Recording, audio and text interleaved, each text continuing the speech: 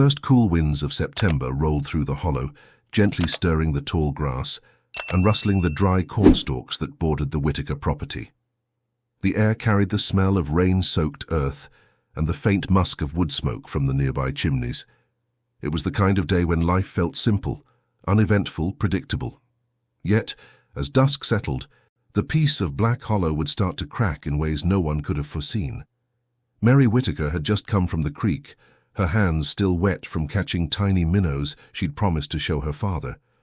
Her small boots squelched through the mud as she climbed the wooden steps to the porch, humming softly, her thin braids swinging with each step. She was known for that hum. It wasn't a song anyone recognized, but it lingered, a sweet and strange tune that seemed to follow her even after she fell silent. Her mother, Ruth, wiped her hands on her apron and glanced at her daughter. "You've been down at that creek again, haven't you?" she asked, half amused, half scolding. "You'll take sick if you keep wading through cold water like that." Mary only grinned, that same radiant grin that made her blue eyes almost ghostly in the dim light. "I didn't mean to stay so long," she said softly. "The fish didn't want to leave me. They came close. One even touched me." Her mother sighed, brushing a loose strand of hair from her forehead. "Fish don't come close unless they're caught, child. Now wash up and help me with supper." From inside the house came the sound of her father, Thomas Whitaker, cutting wood for the stove. The steady rhythm of his hatchet echoed like a heartbeat through the boards. He was a proud man, quiet and deliberate, and though hard times had worn deep lines into his face, he loved his daughter fiercely. She was their only child, born after years of loss and failed harvests, and her laughter was the one sound that kept the gloom of the hollow at bay. That evening, the family sat around the dinner table, the oil lamp flickering, casting long shadows across the walls. The hollow outside lay still. The only noises were the cicadas and the faint drip of rain from the eaves. They ate in comfortable quiet until Thomas leaned back and said, "Old Miller came by today. Said something scared off his chickens last night. Found 2 of 'em gone come morning." Ruth frowned. "A fox, maybe." "Maybe." Thomas wiped his mouth with his sleeve. "But he swears he saw something human. Said he caught a glimpse, a figure running on the edge of the field." Mary looked up from her plate. "Maybe it was just someone lost," she said. Her tone wasn't fearful, only curious.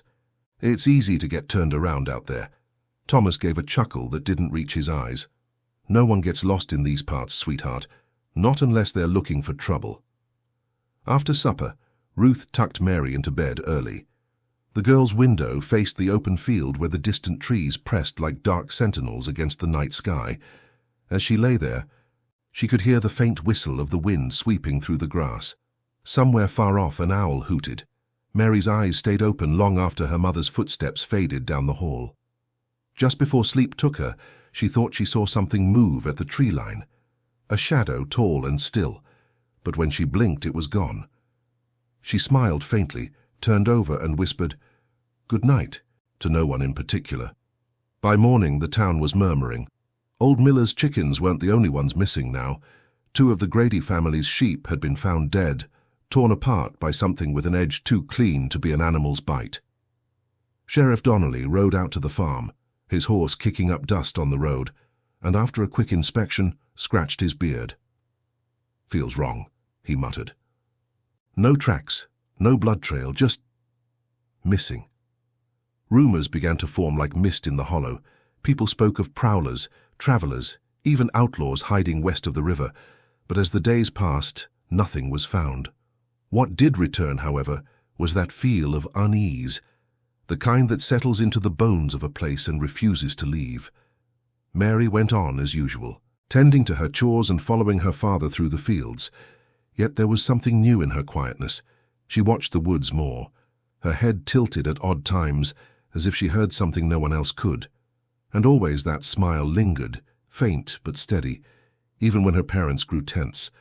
One afternoon, Ruth found her sitting by the back steps, arranging small stones in intricate circles. "What are you making?" she asked, kneeling beside her. Mary looked up. "They keep things safe," she said. "If you put them in the right order, nothing bad can come close." "Who told you that?" "The man by the trees." Ruth froze. "What man, Mary?" "He comes when the sun hides. He doesn't talk much. He just smiles." Mary paused as though that thought comforted her. "He said I have a nice smile too." That night, Ruth told Thomas what their daughter said. He brushed it off with a grunt, but his eyes flicked toward the window more than once before bedtime.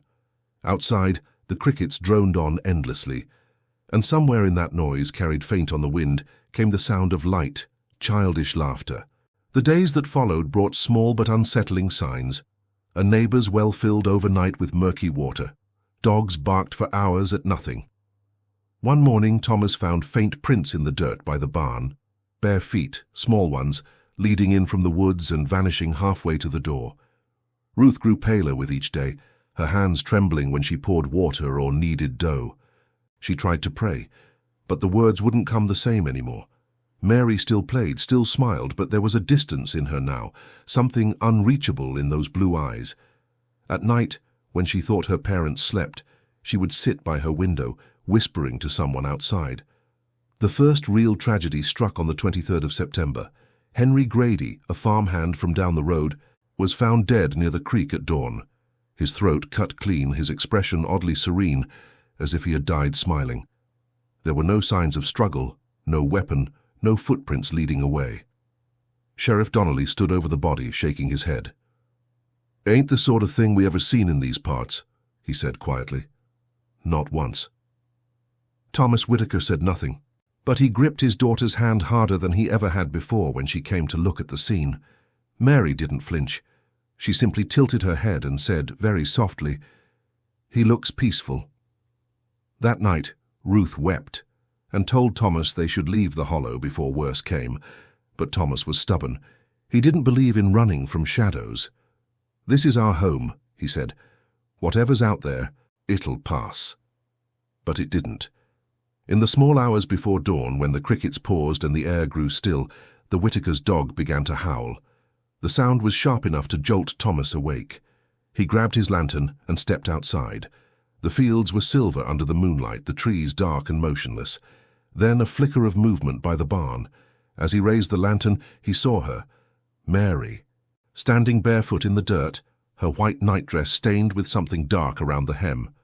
She turned toward him slowly, her smile wide and steady.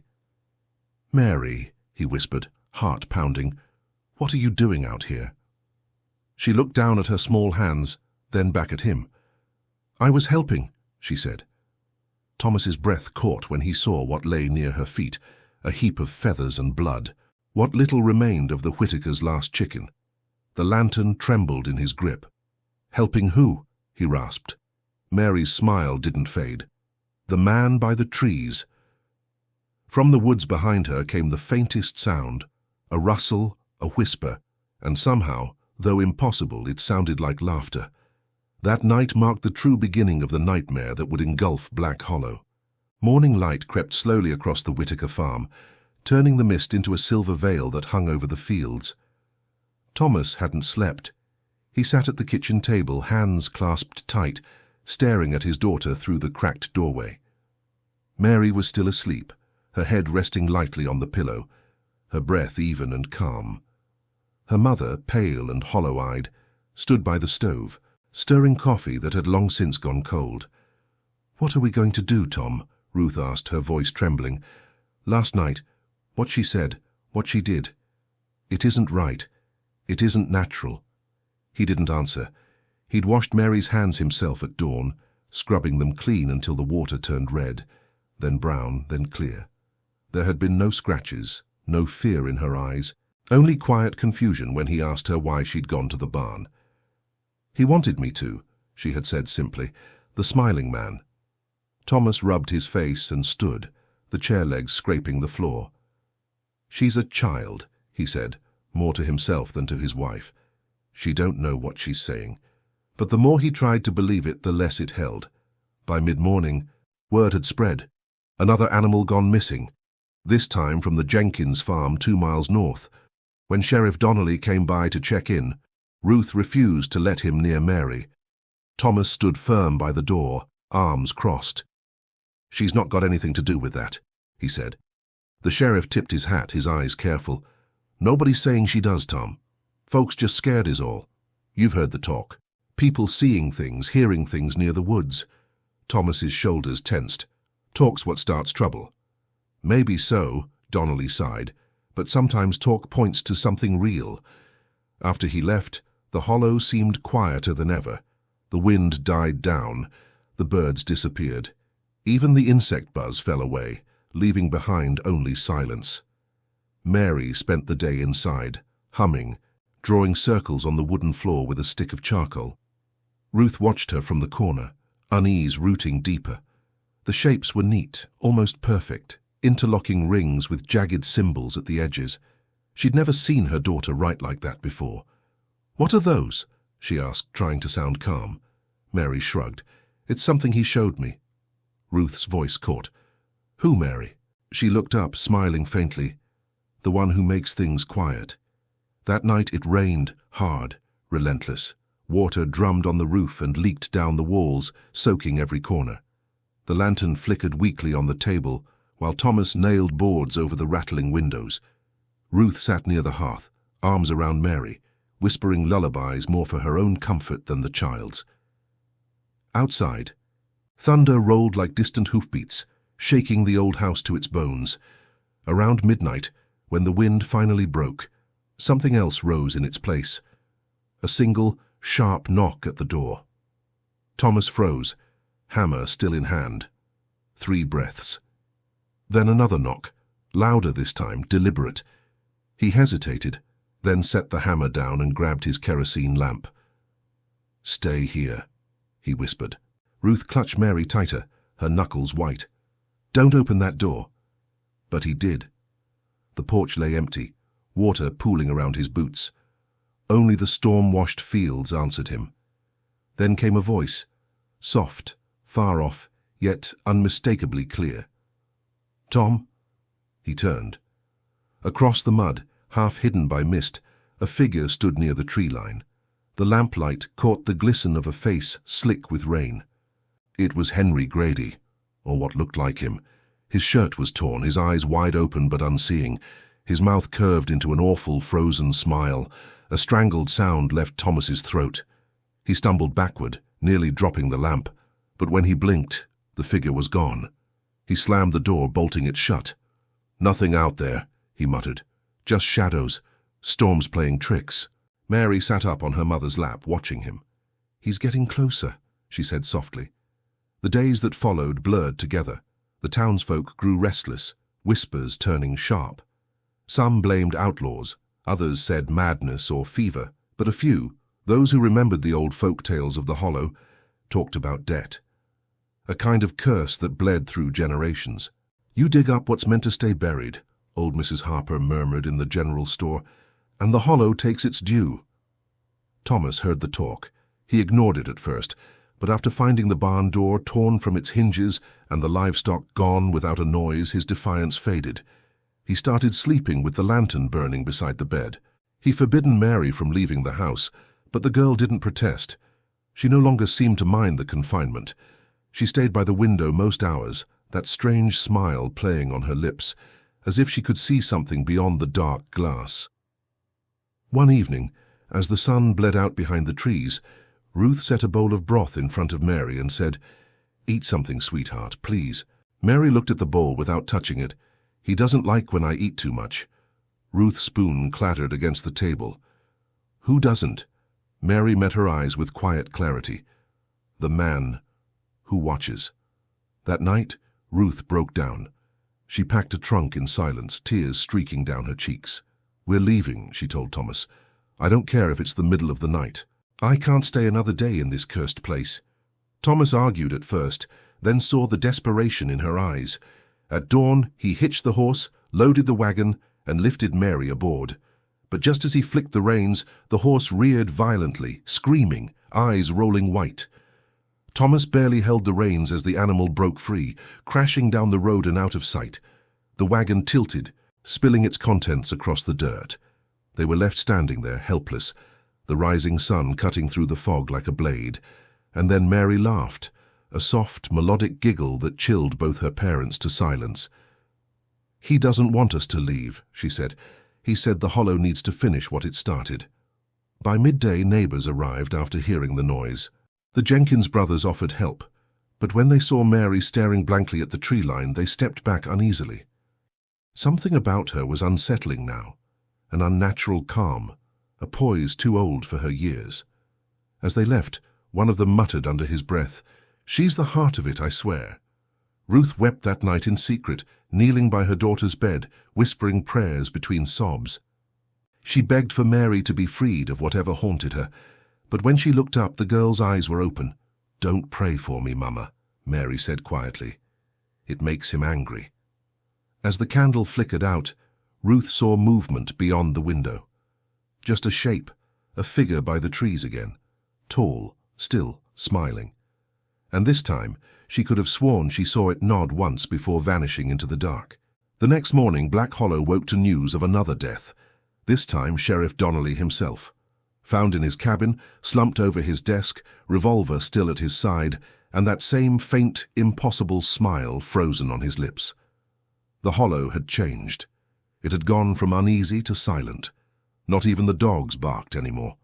And through it all, little Mary Whitaker kept smiling. The sun rose weakly over Black Hollow, filtering through the morning fog like a dying flame. Thomas Whitaker stood by the window, his face grey and lined by sleepless nights. The light did not comfort him anymore. It only revealed the wear, the splintered floors, the faded curtains, the sense that everything inside that house was slowly breaking. Behind him, Ruth tended to the small fire, her movements careful, mechanical. She barely spoke. The silence had become its own presence, thick, unyielding. Mary sat at the table, drawing again. Circles, spirals, tiny faces with wide smiles. She hummed her wordless tune as she worked, tapping one foot lightly against the floorboards. On the page, each smiling face was parted by jagged lines that seemed to radiate out like cracks in glass. She didn't look up when her father came over. "What are you making there, sweetheart?" Thomas asked quietly. His voice had grown soft lately, cautious, as if afraid the wrong tone might stir something in her. "The Hollow," she answered. "He says it's alive." Thomas swallowed. "Who says that, Mary?" "The smiling man," she said, her tone innocent, factual. "He says people don't listen. That's why it grows hungry." Thomas tried to chuckle, but the sound faltered. He looked at Ruth, who pretended not to hear. Later, when Mary went to her room, he whispered, "It's gone too far. We can't keep on like this." Ruth turned toward him, her eyes shining with fear. "What do you want to do, Tom? Send her away. There's no doctor for this. No preacher near enough who'd come now." He pressed a hand to his forehead. "Then we leave. We go as far as we can tonight." But the Hollow had other plans. That evening, a low mist rolled in from the woods, so thick it swallowed the fences and crept under the door. The lamps barely pierced it. Thomas tried to pack the wagon again, keeping his voice calm, though his hands trembled. "Ruth, get Mary," he said. "We leave now." Ruth stepped into Mary's room and stopped cold. The window was wide open and the girl was gone. For a moment she could not even scream. Then the sound tore out of her throat, raw and panicked.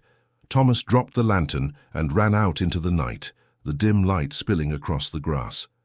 The mist curled around his ankles like fog from another world. "Mary!" he shouted. "Mary!" No answer came. Only the chirp of distant insects and the groan of wind through trees. He ran faster, boots sinking into the soft ground, then, faintly, laughter, light and clear, drifting from the creek. He followed the sound. Ruth stumbled after him, clutching her skirt, eyes wild. When they reached the bank, they saw her. Mary standing barefoot in the shallow water, her white dress soaked to her knees, hair plastered against her face. She was smiling again, the same steady, unbroken smile. In her hands, she held something wrapped in a cloth.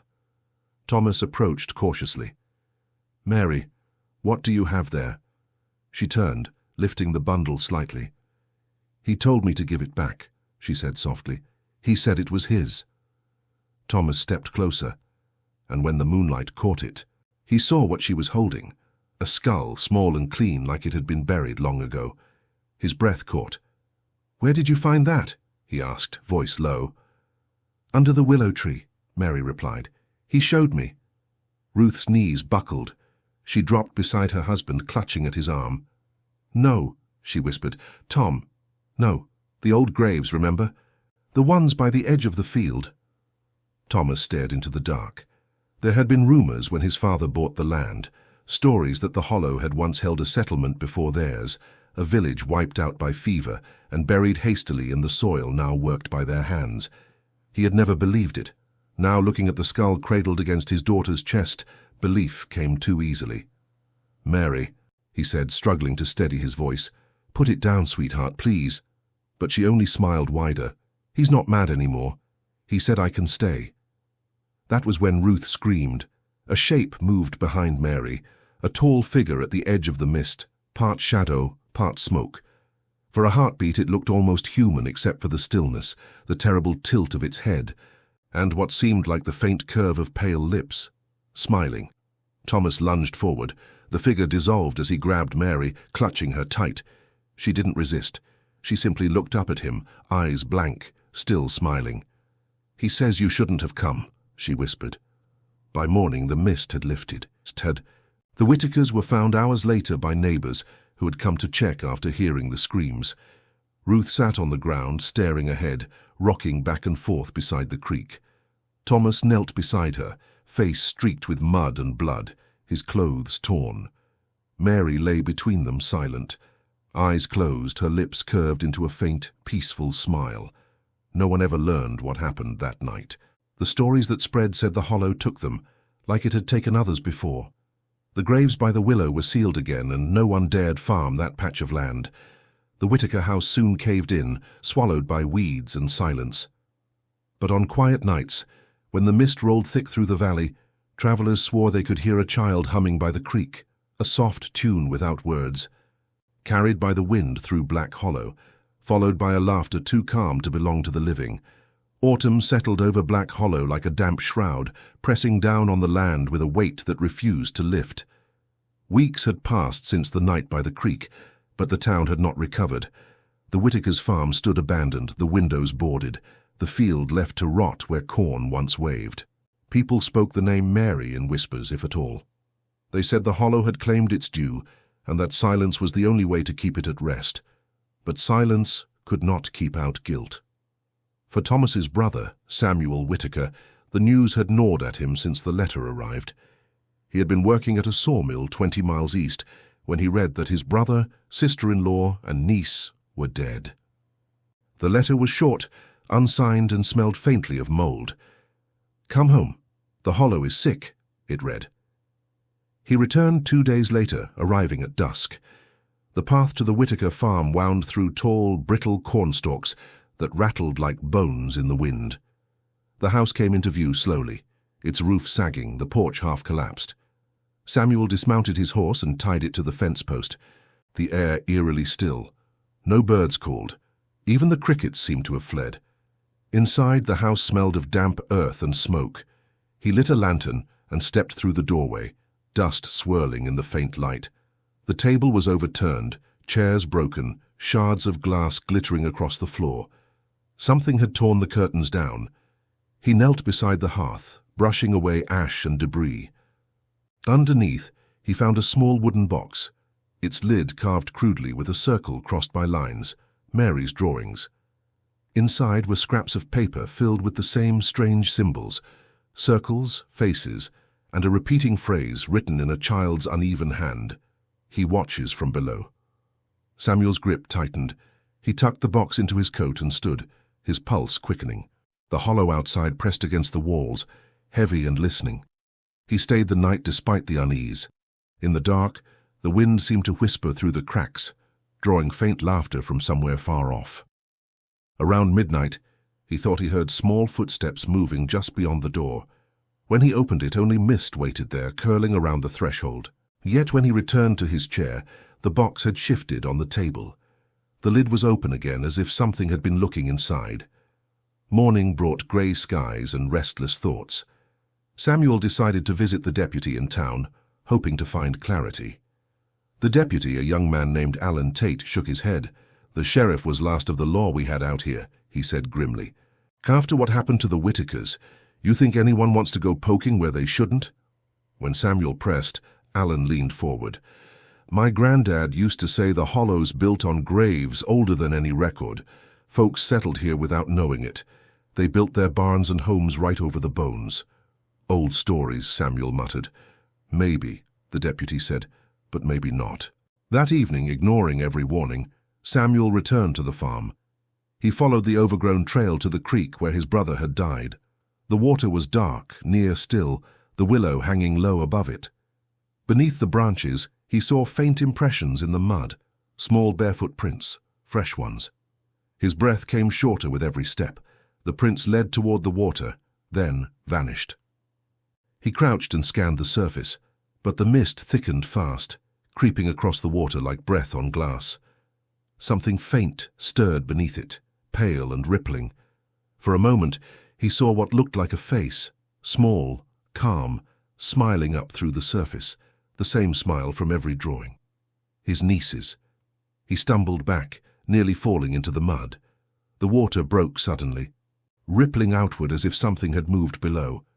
The whispering began again, faint but distinct, carried through the reeds. "He watches." Samuel turned and ran, branches clawing at his coat until the house loomed before him once more.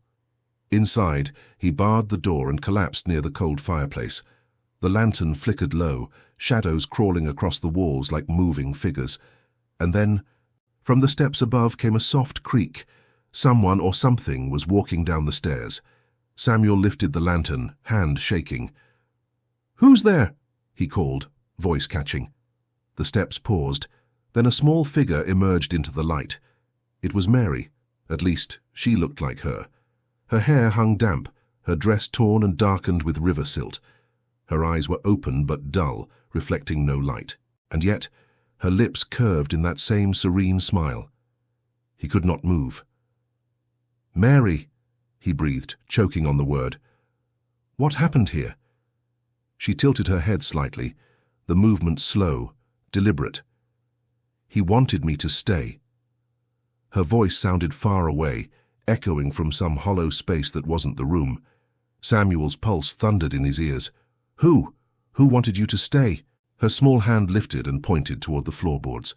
The sound came with it, a faint dragging from beneath the house, as though something heavy shifted in the dirt below. Samuel lunged forward, grabbing her shoulders. "Mary, you're alive." She smiled wider, whispering, "He's hungry." The floor groaned beneath them. Then came the smell. Earth, rot, something old and wet pushing up through the cracks. Samuel stumbled back as the boards began to split. Dirt spilled out, and for an instant he thought he saw shapes moving within it. Skeletal hands, grinning faces half buried in the dark, all smiling. The lantern fell, glass-shattering flame spreading across the dry wood. Mary vanished into the smoke, her song rising through the roar of burning beams. Samuel ran for the door, crashing out into the night, the house erupting in orange light behind him. He didn't look back until he reached the road. By then, the hollow blazed like a torch under the black sky. When the townspeople came the next morning, the fire had burned itself out. Nothing remained of the Whitaker house except ash, scorched earth, and the faint charred outline of a circle carved deep into the ground. They never found Samuel, or the girl. To this day, when fog touches the hollow and the wind grows still, the townspeople swear they see her standing by the creek, her white dress rippling, her faint smile glowing through the mist, waiting for someone to notice her again. Winter came early to Black Hollow that year. The first frost touched the fields in late October, silvering the dead grass and silencing what little sound the valley still carried. The fire that had consumed the Whitaker home left behind not only blackened earth, but a lingering dread that choked the small community. No one walked the road past the willow anymore. Even the bravest men, hardened by work and whiskey, turned their heads when the fog began to roll down from the hills. By Christmas, half the town had moved out. Those who remained spoke little. The days dragged into grey sameness, wake, work, pray, and sleep. At night, though, many claimed to hear faint humming from the hollow, a fragile melody weaving through the wind like something alive. Most said it came from the creek, where the water still refused to freeze. In early January 1896, a stranger arrived. His name was Reverend Caldwell, a wandering preacher with a scar across his temple and a voice that carried conviction even when the pews were empty. He came from Lexington, sent by word of the bishop to restore peace and faith where evil has planted roots. The locals received him with cautious hope. He listened to their stories, the fire, the disappearances, the child, and he didn't laugh or scoff. Instead, he took notes in a small leather-bound journal and asked to see the hollow for himself. "Reverend," warned Jed Harper, the mill owner, "men go down there and don't come back." Caldwell only nodded, eyes steady.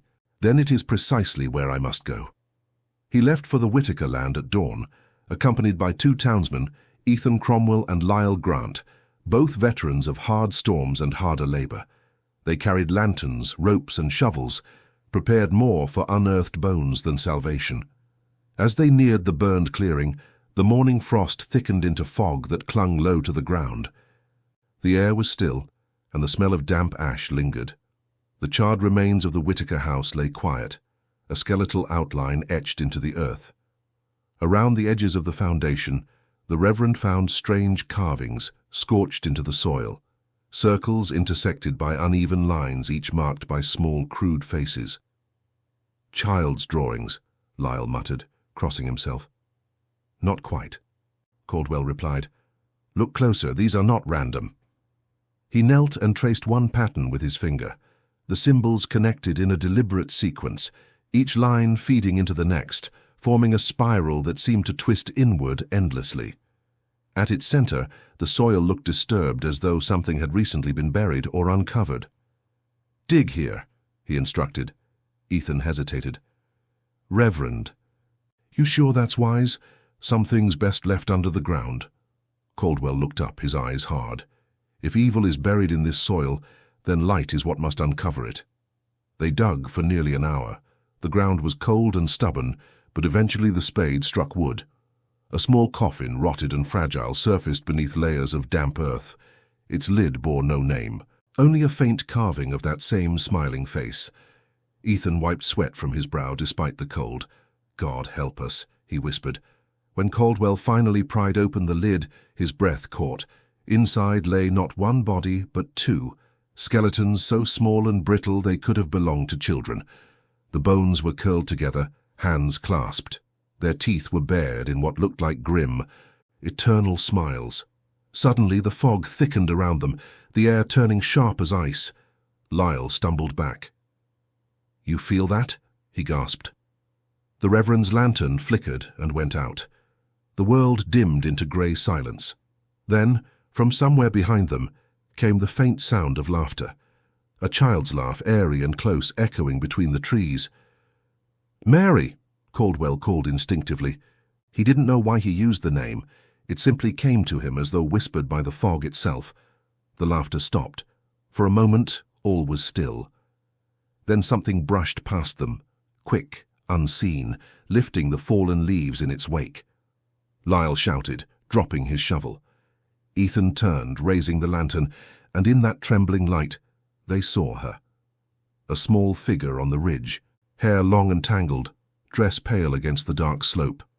She stood perfectly still, head slightly tilted, watching them. Her expression was unreadable from the distance, yet faintly. They could see the shape of a smile. "Stay back," the Reverend commanded, his voice echoing. "In God's name, release what you hold." But the girl moved closer, slowly, step by step, bare feet silent against the frost. When she reached the edge of the burned ground, she stopped and looked down at the coffin. Then, in a soft voice almost carried away by wind, she said, "He doesn't want you to see." Ethan dropped to his knees, crossing himself desperately. Caldwell held the lantern out, forcing his shaking hand to remain steady. "Who is he, child?" he demanded. "Who keeps you here?" Her smile deepened slightly. "He's the hollow." And with those words the fog rushed upward like a living thing, roaring through the trees. The ground trembled, splitting near the open grave. Dirt spilled, and beneath it came the sound, the shifting of countless voices, whispering, laughing, crying all at once. The men fled in terror, scrambling back toward the road as the Reverend clutched the journal to his chest. Behind them, the girl remained by the coffin, standing unmoved as the mist swirled higher, swallowing her whole. They reached town at dusk, trembling and pale. The Reverend told no one what he truly saw. That night he sealed his journal and wrote only one final entry before leaving the next morning. The hollow is not cursed by evil, it is evil, and it smiles. Weeks passed before anyone else ventured near the site again. When harvest came and the fog lifted once more, travelers claimed nothing remained there at all. No ruin, no grave, no ash. Only a willow standing by the silent creek, its bark carved with dozens of small faces, all smiling toward the road. Years passed, but the name Black Hollow never lost its chill. The place became little more than a stain on Kentucky maps, a patch of forgotten farmland wrapped in superstition and fog. Where once the Whitakers had lived, only the willow remained, its roots gripping the earth like a claw. Travelers spoke of strange lights in the valley at night, of faint laughter echoing near the creek. The towns nearby learned to avoid the subject altogether, as though silence might keep the memory from waking again. But memory has its own way of resurfacing. In the spring of 1912, an ambitious real estate developer named Charles Whitlow purchased the land. He knew nothing of its history, only that it was cheap, fertile, and left untouched for decades. The idea of a new settlement thrilled him. He planned to build a small community, homes, a church, and a school, to lure families westward from Louisville. Locals tried to warn him, of course. Some refused to even sign the deed. But Charles was a man of progress, firm in the belief that ghosts were just the stories of idle men. The first workers arrived in April. They cleared the old brush, burned rotting timber, and began to lay down the new foundation. The air was thick with the scent of sawdust and wet soil, yet something about the place unsettled them almost immediately. Tools went missing overnight, horses refused to cross the far field, and when the wind picked up at dusk, the sound it carried wasn't the usual rustling of leaves. It was closer to a voice, rising and falling like someone humming. One evening, as the sky dimmed to violet, a foreman named Albert Briggs found a carving on the trunk of the willow. Dozens of tiny faces smiled up at him, etched deep into the bark, their eyes hollow and uneven. He froze. The others laughed it off until the next morning when the carvings were gone, completely smooth, the wood unmarked. No one mentioned the willow again after that. Construction continued for weeks. Where the Whitaker home had once stood, workers unearthed a patch of dark soil that refused to settle.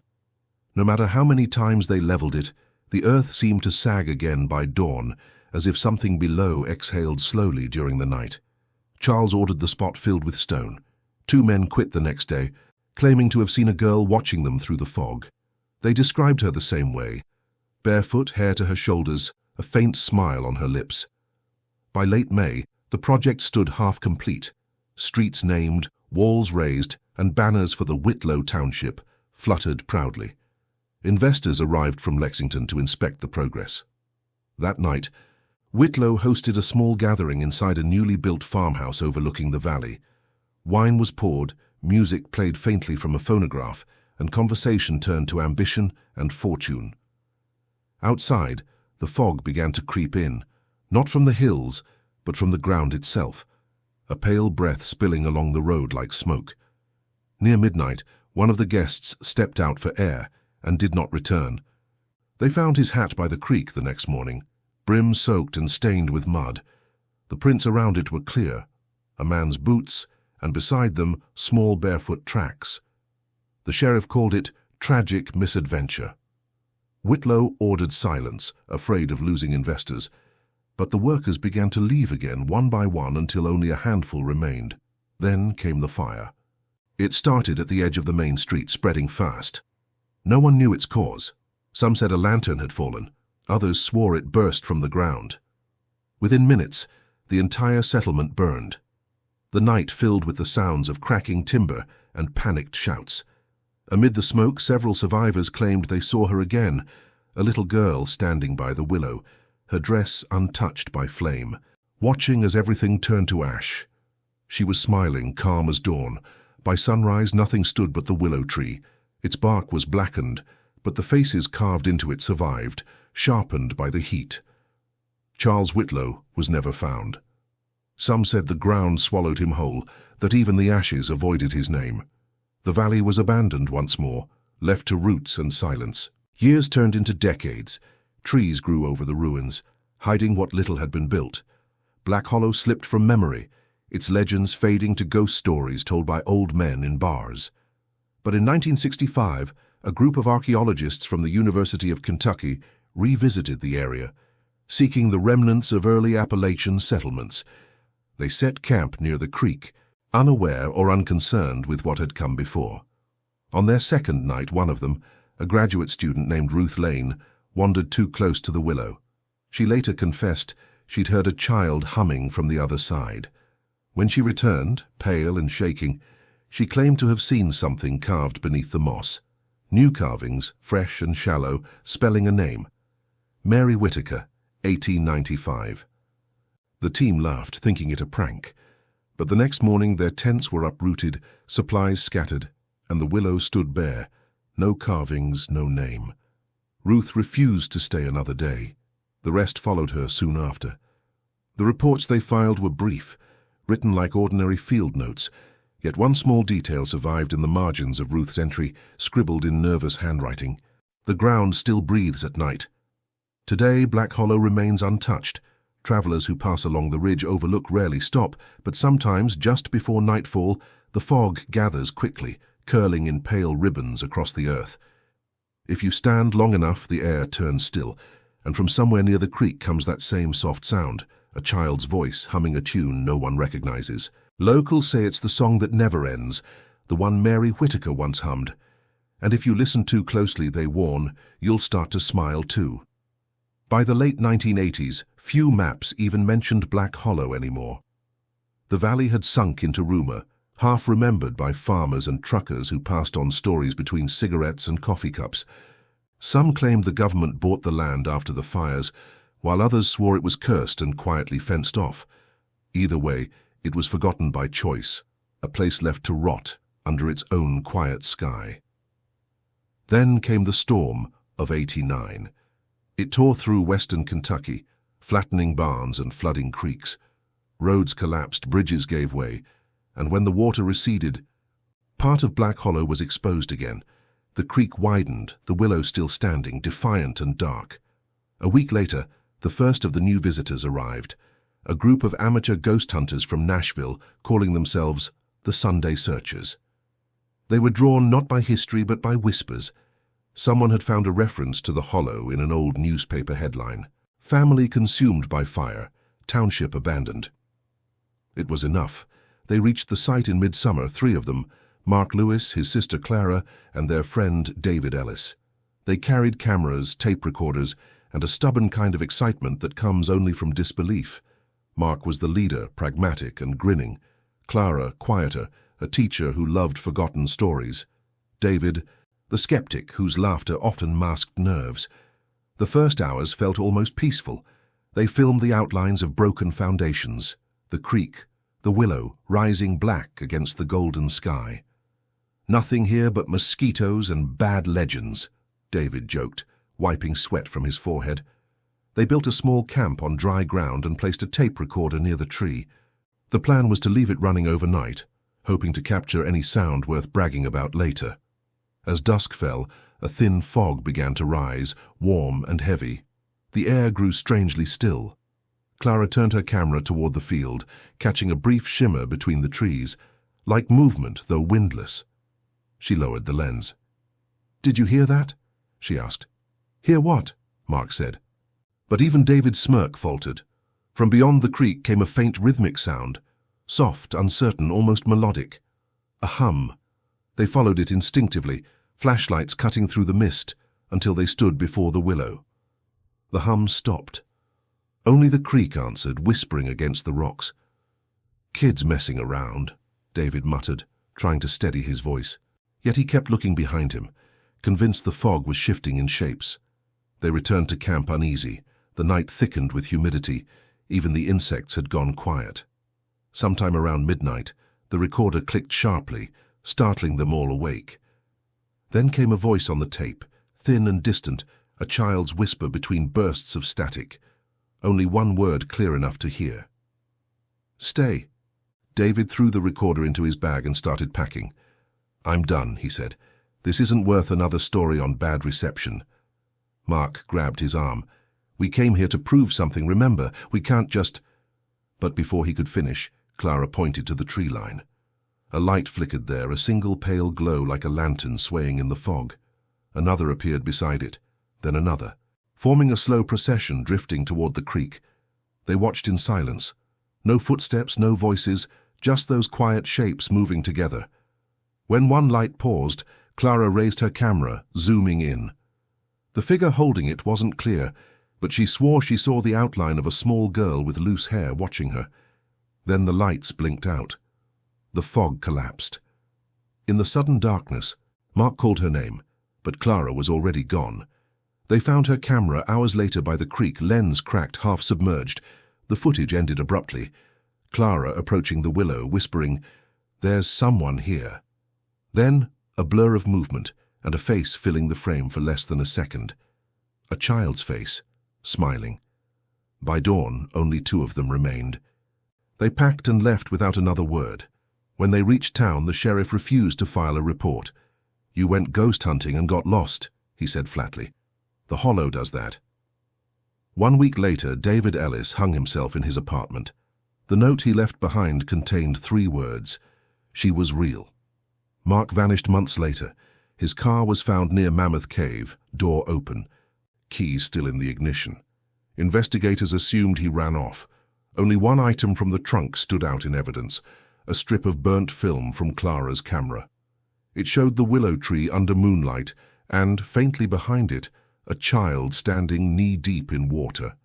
The smile unmistakable, the eyes faint grey shadows.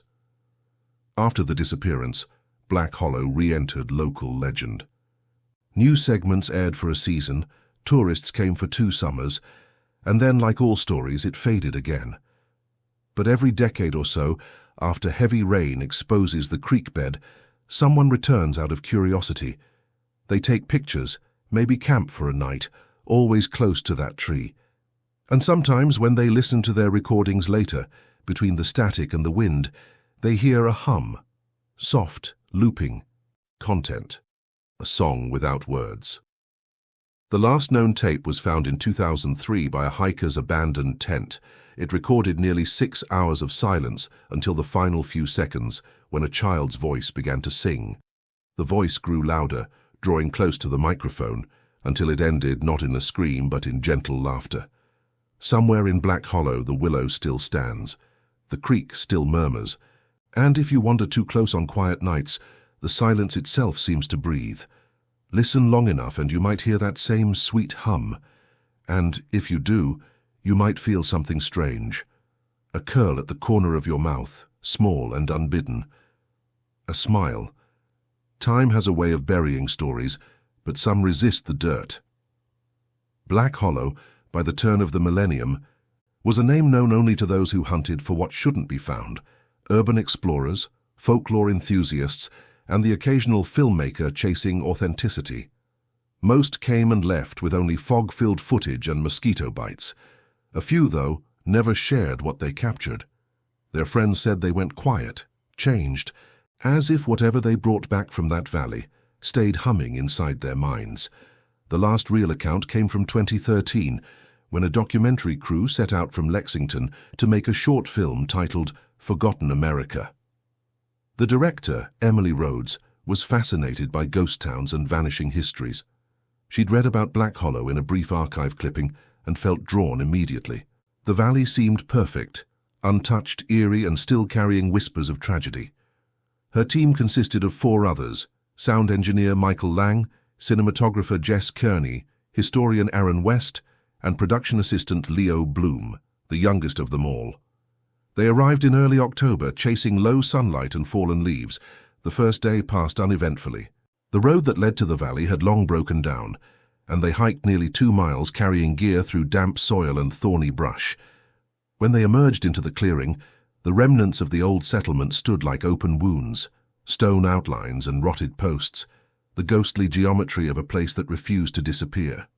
The willow was there too, vast and skeletal, its blackened bark grooved with age. Emily set up camp beside the creek. She noted in her audio log, "The air here feels oddly heavy, silent like the land's holding its breath. Michael laughed from behind her, saying that was exactly the kind of line that sold documentaries. Yet as the sky dimmed and the others busied themselves unloading equipment, he lowered his voice. "You hear that?" he asked. It wasn't wind, it wasn't water. It was faint, melodic, a hum barely audible, fading in and out as if from behind them. Jess raised her camera and pointed it toward the trees, capturing only drifting fog. "Play it again," Emily whispered. The sound grew clearer then, definitely human, definitely young. That night, heavy dew soaked the tents. Around 1 a.m., Aaron woke to the sound of footsteps circling their camp. He unzipped his tent flap and shone his flashlight outward. A narrow figure stood near the willow, small, motionless. "Hello?" he called softly. The beam flickered over the spot. Nothing was there, only fresh prints in the mud, bare, small, leading straight toward the creek. By morning, the crew was jittery but determined. Emily insisted they'd stumbled upon local legends and that the tension would make the footage only better. They filmed interviews, walked the hollow, and documented carvings on the willow's base, tiny symbols, uneven and shallow. Jess zoomed in. Below, faint scratches, one name appeared clearer than the rest. Mary. The sun dipped early behind the ridge, taking warmth with it. Jess kept rolling as Emily recorded narration by the creek. Her words hung in the damp air. "This is where, legend claims, the Whitaker child was last seen. Some say she never left, that her innocence bound to these fields." She paused when the wind shifted, carrying a low hum again, distant but distinct. Leo turned off the generator. The sound persisted. "Keep filming," Jess whispered. Suddenly the camera shook. A ripple passed through the creek, though no stone moved. The hum transformed into a tune, higher, sweeter, close now, as if someone stood behind them, humming over their shoulders. Michael turned with the boom mic raised, expecting a prank, but saw only fog. Then Emily gasped. The willow's long-hanging limbs were moving, not with the wind, but in rhythm, swaying gently left to right, almost dancing. "Back to camp," she ordered. They ran. The humming followed them, threading through every direction, growing softer only once they reached the tents. Inside her log that night, Emily's voice trembled. "Something intelligent is here. It's not illusion or echo, it's aware." By dawn, Aaron was gone. His footprints led down the slope toward the water, vanishing in the shallows. They called his name for hours, each echo answered only by rustling leaves. When Jess reviewed the footage from the night before, she stopped breathing. In one frame, just before they ran, the camera caught a reflection in the creek, a girl's face smiling from beneath the surface. Panic turned into argument. Leo insisted they leave. Michael wanted evidence. Emily refused to end without conclusion. She believed Aaron was alive and that the hollow itself was a story too powerful to abandon. That night, she recorded one last message into her tape. "If anything happens, let this be truth. The sound is a lure. It calls what listens. Do not follow it." No one ever found the crew. Months later, a hunter came across their equipment near the ridge, tents ripped open, cameras crushed, reels scattered but dry inside their cases. Only one recording survived completely. 58 minutes of silence, then faint humming, then laughter. Today, the footage circulates quietly online, posted and deleted in cycles. Experts call it clever editing, nothing more. But locals near the county edge don't watch it after dark. They say the last minute changes every time it's uploaded, that if you let it play to the end, the screen doesn't fade to black. The camera lifts, showing someone standing in the fog by the creek, dressed in white and smiling. When people replay it, they swear they hear her hum in the room, soft, looping, patient. The same song that has never truly stopped in Black Hollow. Every family hides secrets, some so dark they should never see the light of day.